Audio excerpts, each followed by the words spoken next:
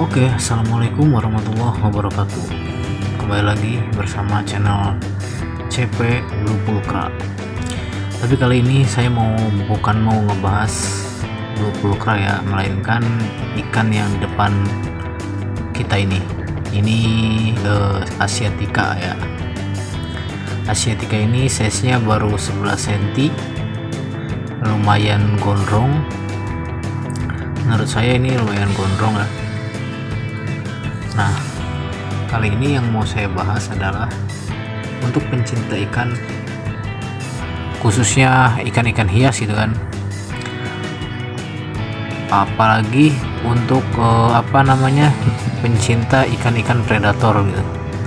Ini termasuknya kan ikan cana ini termasuk ke dalam jenis ikan predator ya.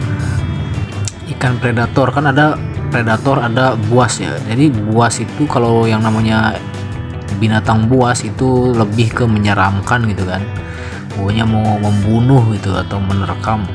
Tapi kalau beda dengan predator, kalau predator itu dia itu hanya bisa dibilang seperti, jangankan ikan cana, ikan cupang aja yang seukuran segitu, nah itu bisa disebut predator gitu.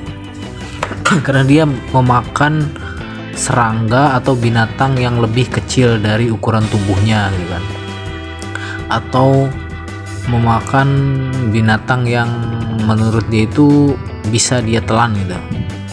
Nah, termasuk ikan cana ini. Nah, kenapa yang tadi saya bilang pencinta ikan hias, terutama ikan predator, menurut saya belum lengkap rasanya kalau belum punya koleksi atau memelihara ikan cana. Kenapa bisa seperti itu? Seperti yang kita tahu, ikan cana ini tidak perlu menggunakan mesin pompa air atau aerator atau gelembung. Kenapa bisa seperti itu?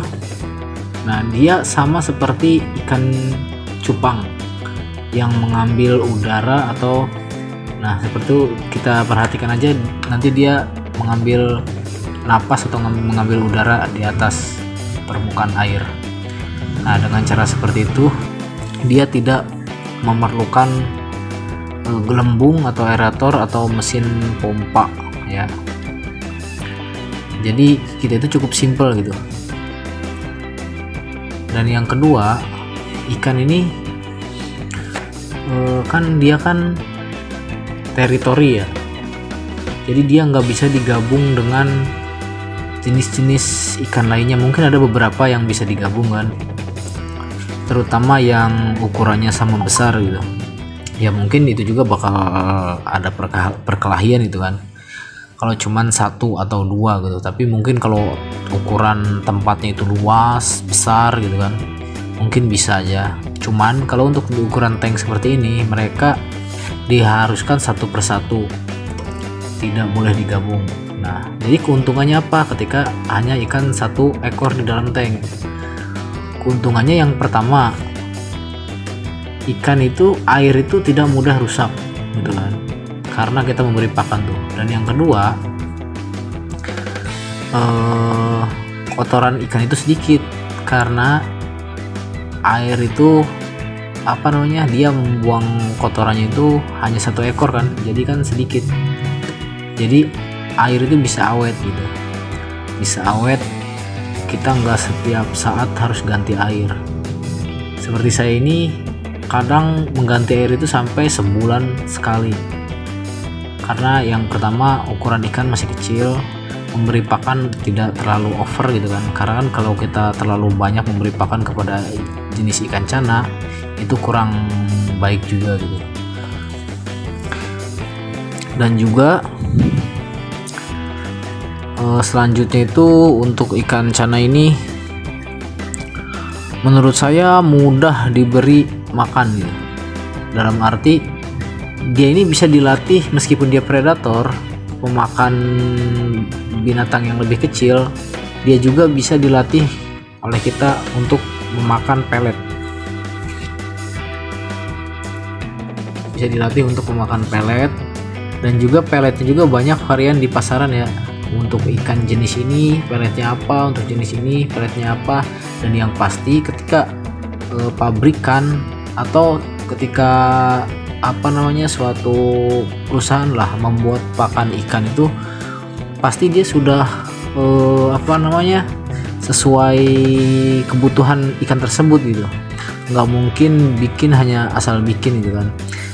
Itu menurut saya pribadi sih. Cuman ya namanya ikan predator ya, kita perlu memberi kayak ekstrak puding lah, seperti udang atau cacing gitu kan, cacing tanah, atau mungkin ulat Hongkong seperti itu.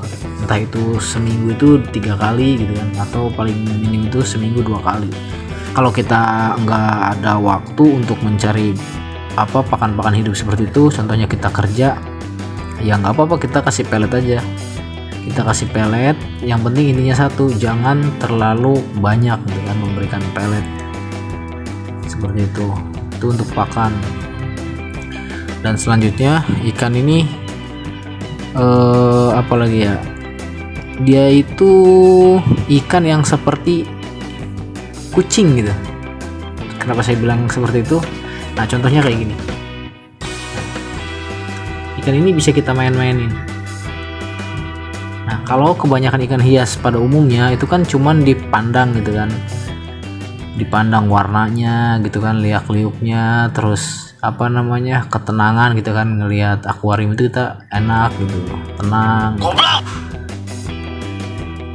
Nah, terus kalau ikan cana, selain dari segi warnanya atau dia berenangnya gitu kan, nah kita juga bisa sambil dimainin. Ibarat kita gimana ya, buat temen kita ketika ngopi bersantai gitu kan di depan akuarium, selain kita bisa diliatin, ikan juga bisa kita main-mainin. Nah, seperti itu.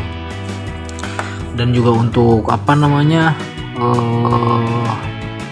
hiasan-hiasan akuarium, kita cukup simpel sih, dan juga bebas juga, mau kita pakai media pasir atau pakai batu-batuan atau pakai tanaman-tanaman hias, itu bisa pakai kayu. Cuman kalau yang saya pakai ini cuman pasir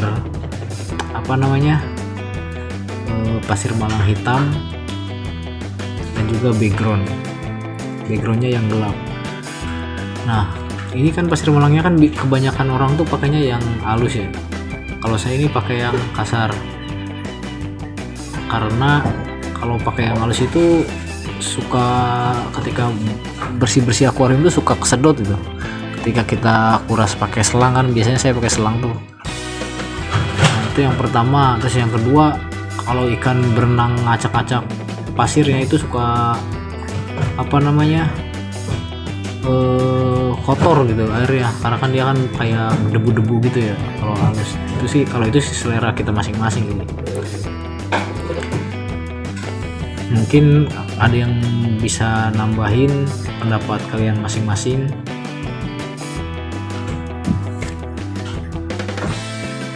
Mungkin untuk video ini sampai di sini aja.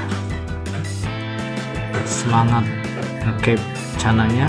Assalamualaikum warahmatullahi wabarakatuh. Salam flaring tipis-tipis.